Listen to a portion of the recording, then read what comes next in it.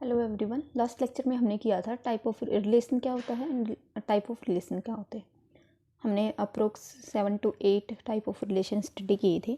तो रिलेशन क्या होता है आपका, रिलेशन क्या है, रिलेशन को डिनोट करते हैं आर से। और ये क्या करता है, किसी भी दो सेट को, मीन्स कोई सेट ए है एंड बी है, हो सकता है बी आपका इक्वल टू ए हो तो हमारा ए टू ए हो जाएगा। मीन्स क्या करता है कि दो या दो से अधिक सेट्स के बारे में अप्रोक्स मोर जनरली हम डिस्कस करेंगे टू सेट्स। मीन्स रिलेशन क्या करता है आपका, दो सेट्स के बीच में रिलेशन डिफाइन करता है कि दो सेट्स के एलिमेंट कैसे रिलेट है। एंड हम फिर अगर हमारे पास सपोज करिए कि relation A to B define है, यहाँ से ए टू बी डिफाइन है रिलेशन, तो जो रिलेशन होगा वो सबसेट किसका होता है, ए क्रॉस बी का। जहाँ से डिफाइन है ए से बी पे डिफाइन है तो ए पहले आएगा एंड बी बाद में आएगा। तो जो रिलेशन है वो सबसेट किसका होगा, ए क्रॉस बी का। एंड ये आपकी क्या होती है, कार्टेशियन प्रोडक्ट। तो रिलेशन क्या करता है, दो सेट्स के एलिमेंट्स के बीच में हमें बताता है कि वो एक दूसरे से कैसे रिलेट हैं, और हम फिर हम उनको क्या किस तरह से लिखते हैं, in the form of ordered pair. Means जो रिलेशन के एलिमेंट होंगे वो किस फॉर्म में होंगे, ऑर्डर्ड पेयर की फॉर्म में होंगे। देन नेक्स्ट हमने स्टडी किया था कि टाइप ऑफ रिलेशन क्या होते हैं। टाइप ऑफ रिलेशंस में हमने अप्रोक्सीमेट 8 टाइप्स के रिलेशन हमने देखे थे। उसमें जो लास्ट था वो था एक इक्विवेलेंस रिलेशन। इक्विवेलेंस रिलेशन, तो इक्विवेलेंस रिलेशन क्या होता है, इक्विवेलेंस रिलेशन। इक्विवेलेंस रिलेशन आपका क्या होगा, a relation is said to be equivalence relation if it satisfy 3 properties. First is reflexive, means एक ऐसा रिलेशन जो रिफ्लेक्सिव रिलेशन भी हो, उसके साथ साथ वो क्या हो, सिमेट्रिक रिलेशन भी हो, एंड उसके साथ साथ वो क्या हो, ट्रांजिटिव भी हो। ट्रांजिटिव, तो एक ऐसा रिलेशन जो रिफ्लेक्सिव भी है, सिमेट्रिक भी है, ट्रांजिटिव भी है, तीनों प्रॉपर्टीज़ को सेटिस्फाई करता है। मीन्स एक ऐसा रिलेशन जो 3 टाइप्स के रिलेशन को सेटिस्फाई करता है, उस रिलेशन को हम बोलते हैं इक्विवेलेंस रिलेशन। देन हमने ये जो रिफ्लेक्सिव होता है इसमें क्या होता है, a relate to a for all A belongs to set. Means set का हर एलिमेंट खुद से रिलेट होना चाहिए। मीन्स अगर आपका मान लीजिए सेट ए है 1 2 3, तो रिलेशन के अंदर हर एलिमेंट खुद से रिलेट होना चाहिए, 2 2 एंड 3 3। मीन्स ये एलिमेंट तो उसके अंदर आने ही चाहिए, और भी आ सकते हैं, बट ये एलिमेंट अगर हर एलिमेंट खुद से रिलेट है तो वो क्या होता है, हमारा रिफ्लेक्सिव रिलेशन। सिमेट्रिक रिलेशन क्या होता है, अगर ए रिलेट कर रहा है बी से, अगर ए रिलेट कर रहा है बी से, इसका मतलब ऑर्डर्ड पेयर जो ए बी है वो किस में जाएगा, आर में। अगर ए रिलेट कर रहा है बी से, तो अगर ऐसा है तो ये भी होना चाहिए कि बी रिलेट करेगा ए से। मीन्स अगर ए बी आर में है तो हमारे पास क्या आना चाहिए, बी ए बी किस में आना चाहिए, आर में। तो ऐसा रिलेशन जिसमें अगर ए बी है एंड उसके साथ साथ उसका रिवर्स अगर हम करें बी ए, वो भी अगर उस आर में है, उस रिलेशन में है, तो उस रिलेशन को हम क्या बोलते हैं, सिमेट्रिक रिलेशन। और लिखने का तरीका ये हो सकता है कि ए रिलेट करेगा बी से, तो अगर वो सिमेट्रिक है तो इम्प्लाइज करेगा बी किससे रिलेट करेगा, ए से। In the similar case we study about the transitive relation. इसमें क्या होता था कि if A relate to B and B relate to C, this implies A relate to C.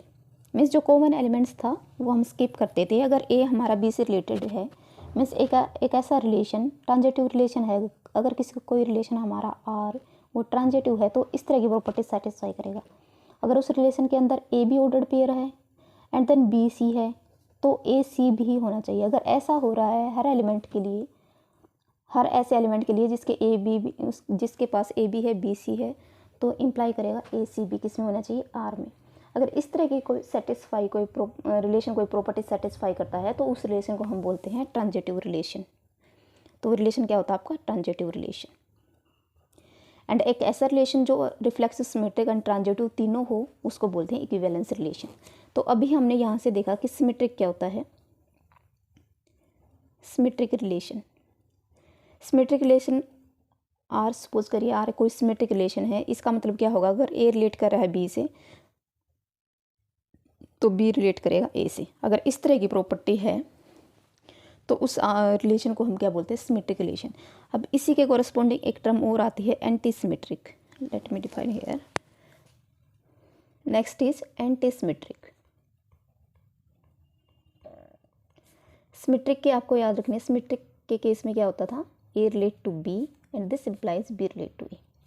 And anti symmetric के case में क्या होगा, if A relate to B and कोई हमें ये कहे कि बी भी रिलेट कर रहा है ए से, और जो रिलेशन है वो आपका एंटी सिमेट्रिक है, तो इसका मतलब क्या है, ये तभी हो सकता है if and only if A equals to B. This implies A is equal to B. Means अगर कोई कहे कि आपके पास एंटी सिमेट्रिक रिलेशन है जिसमें ए रिलेट कर रहा है बी से, बी रिलेट कर रहा है ए से, तो ये तभी पॉसिबल है जब ए इज इक्वल टू बी हो जाए। मीन्स ऐसे पेयर ए इंटू बी, इस तरह के ऑर्डर पेयर जिसमें ए बी के इक्वल नहीं है, अगर ऐसे ऑर्डर पेयर किसी रिलेशन आर में हैं और अगर वो हमें क्या बोलना है, एंटी सिमेट्रिक, तो इसका this implies B A not belongs to R. अगर ए भी आर में है तो बी आर में नहीं होना चाहिए, तभी हम उसको क्या बोलेंगे, एंटी सिमेट्रिक। और कंडीशन क्या है कि elements not be equal, means A not equal to B. If A not equal to B and A B belongs to R, then B doesn't belongs to R. Such type of relation is called antisymmetric. या in other words अगर हम कहना चाहिए, if A relate to B and B relate to A, अगर ऐसा, अगर A comma B this order pair belongs to R एंड इसके साथ हम बोल रहे हैं कि B A belongs to R, और उसके साथ हम बोल रहे हैं कि R जो है आपका एंटीसिमेट्रिक है, तो ये कब हो सकता है, जब आपका A is equal to B हो। या इस फॉर्म में बोल सकते हैं कि अगर आपका ऑर्डर्ड पेयर ए बी है जिसमें ए नॉट इक्वल टू बी है, तो बी ए उस आर से बिलोंग नहीं करेगा।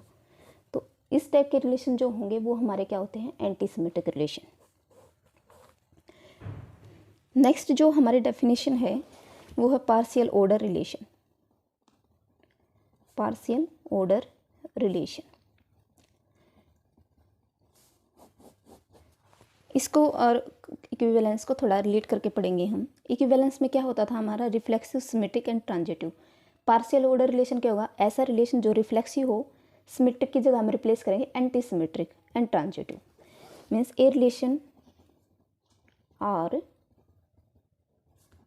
Is said to be partial order relation if it is first reflexive होना चाहिए, उसके साथ साथ क्या होना चाहिए, एंटी सिमेट्रिक, एंड थर्ड हमारा क्या होना चाहिए, ट्रांजिटिव। तो जो इक्विवेलेंस रिलेशन में है वहाँ यहाँ पे सिमेट्रिक आता है, और पार्शियल ऑर्डर रिलेशन में यहाँ पे क्या आता है, एंटी सिमेट्रिक। ऐसा रिलेशन जो इन तीनों को सेटिस्फाई करे उसको हम बोलते हैं पार्शियल ऑर्डर रिलेशन। एग्जाम्पल इसका हो जाएगा हमारे पास, फर्स्ट एग्जाम्पल है, show that the relation X Y belongs to R, show that whether the relation x comma y belongs to R if x greater than equal to y define on the set of positive integer, define on the set of positive integer। Means हमें एक ऐसा set ले लेना, किसका, set of positive integer, और relation किस तरह से डिफाइन करेंगे, x कोमा वाई आर में जाएगा अगर x greater than equal to y हो। सपोज करिए a आपके पास एक सेट है 1 2 3, क्या है, ये एक फाइनाइट सेट है ऑफ पॉजिटिव इंटीजर। मीन्स हमने यहाँ पे क्या ले लिए, 1 2 3 जो क्या आपके पॉजिटिव इंटीजर हैं, एंड रिलेशन क्या बोला है इसने कि अगर r हम डिफाइन करें तो x y इस R में इस तरह के एलिमेंट होंगे x कोमा वाई, और कंडीशन क्या होगी कि x greater than equal to y, जहाँ पे x किससे बिलोंग कर रहा है, a से, और y भी किससे बिलोंग कर रहा है, a से। तो R में हमारे क्या क्या एलिमेंट आ जाएंगे, हर एलिमेंट खुद से बड़ा होता है। मीन्स ऐसे लिख सकते हैं 1 greater than equal to 1, 2 greater than equal to 1, क्योंकि अगर ग्रेटर की इक्वलिटी होल्ड नहीं हो रही, ग्रेटर वाली तो इक्वलिटी वाली हो रही है, कोई एक होल्ड करे तो हम इसको क्या बोलते हैं, वैलिड। इसका मतलब 2 ग्रेटर देन 2, 3 ग्रेटर देन 3, ये सब किस में जाएंगे, रिलेशन आर में। तो 2 2 एंड 3 3। नाउ 2 ग्रेटर देन 1, तो ये रिलेशन भी, ये जो पेयर है ये भी किस में आ जाएगा, रिलेशन में। Now 3 greater than 1 and 3 greater than 2, तो इस टाइप के रिलेशन आ गए। अब यहाँ पे हम देखेंगे इस रिलेशन को हमें चेक करना है कि ये पार्शियल ऑर्डर रिलेशन है या नहीं। स्टेटमेंट के अकॉर्डिंग हमने कोई सेट ले लिया, set of positive integer, then जो स्टेटमेंट में हमें गिवन था कि रिलेशन आपको किस तरह से डिफाइन करना है, उस तरह से हमने एक रिलेशन बना लिया आर, दिस वन। अब हमें प्रूव करना है कि this R is partial order relation. तो फर्स्ट कंडीशन हमारे क्या होती है, रिफ्लेक्सिव की। रिफ्लेक्सिव में क्या होता है, a relate to a for all A belongs to a, means हर एलिमेंट ए का उठा लेना है 1 2 3, और हमें चेक करना है कि ए कोमा ए आर में बिलोंग कर रहा है या नहीं, for all A belongs to this set. तो फर्स्ट उठाएंगे 1, तो 1 कोमा 1 आर में जाना चाहिए, ठीक है जा रहा है। सेकेंड 2 2 कोमा 2 भी हमारा किस में है, आर में। सिमिलरली 3 कोमा 3 भी किस में है, आर में। तो यही से हमारी डेफिनेशन होगी किसकी, सो ये क्या है, reflexive relation. So this is reflexive. तो रिफ्लेक्सिव तो ये हो गया। सेकंड हमें चेक करना होता है एंटीसिमेट्रिक। एंटीसिमेट्रिक रिलेशन मीन्स अगर ए कोमा बी आर में बिलोंग कर रहा है, रिलेशन में जा रहा है, और हमारे पास क्या है, ए एंड बी अगर इक्वल नहीं है तो बी ए रिलेशन में नहीं होना चाहिए। तो ये हमारी कंडीशन है एंटीसिमेट्रिक की। अब यहाँ देखेंगे हम 2 इंटू 1 2 नॉट इक्वल टू 1, ये रिलेशन में है, बट 1 इंटू 2 रिलेशन में नहीं आएगा, क्योंकि अगर 1 इंटू 2 हम लिखेंगे तो कंडीशन क्या थी कि जो फर्स्ट वाला एलिमेंट है वो सेकंड से ग्रेटर देन इक्वल टू होना चाहिए। 1 ग्रेटर देन इक्वल टू 2, ये तो नॉट वैलिड है, ऐसा तो नहीं होता ना, 2 ग्रेटर देन 1 होता है। तो ये जो पेयर है ये आर में नहीं जाएगा according to relation. So 2 comma 1 हमारा रिलेशन में है, तो 1 कोमा 2 रिलेशन में नहीं है, ये डेफिनेशन सेटिस्फाई करें। 3 कोमा 1 हमारा रिलेशन में है, बट 1 कोमा 3 रिलेशन में नहीं है। Similarly 3 into 2 order pair 3 comma 2 ये रिलेशन में है, बट 2 कोमा 3 रिलेशन में नहीं है। तो ये रिलेशन आपका क्या होगा, एंटीसिमेट्रिक। तो यहाँ से ये एंटीसिमेट्रिक रिलेशन भी हुआ। थर्ड हमारे पास है ट्रांजिटिव।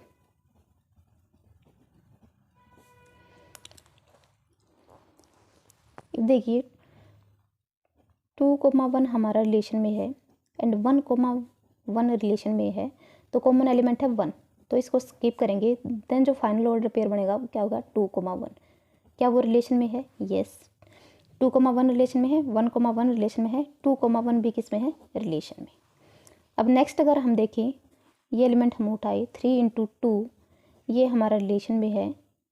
सेकेंड एक ऐसा एलिमेंट लेना है जिसका फर्स्ट पेयर 2 हो, तो 2 इंटू 2 भी रिलेशन में है, तो इनसे कंबाइन करके क्या ऑर्डर पेयर आएगा, जो सिमिलर जो सेम एलिमेंट है वो हमने स्किप करने हैं, तो हमारा क्या ऑर्डर पेयर बनेगा, 3 कोमा 2। क्या वो रिलेशन में है, yes. This order pair in the relation, in the given relation, that's why we can say this R is transitive as well. So finally we get this R is reflexive, transitive and antisymmetric. That's why we can say this in this example the relation given a relation R is partial order relation. तो ये था हमारा example partial order relation का। Relation आपका इसी के साथ complete होता है। नेक्स्ट हमारा है फंक्शन की डेफिनेशन देखेंगे बस एक बार। फंक्शंस क्या होते हैं, फंक्शन एक टाइप का रिलेशन ही होता है, बट वहाँ पे हम एक एक्स्ट्रा कंडीशन फंक्शन पे इम्पोज करते हैं। मीन्स कोई सेट है ए और this is set of B, तो एफ क्या होगा, एक फंक्शन होगा जो किसको रिलेट करेगा, इस सेट के एलिमेंट्स को इस सेट के एलिमेंट से रिलेट करेगा, ठीक है।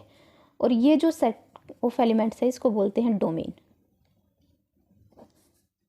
और इसको हम बोलते हैं कोडोमेन। जिस सेट पे डिफाइन है उसको डोमेन, और जिस पे डिफाइन है उस सेट को किसा बोलेंगे, कोडोमेन।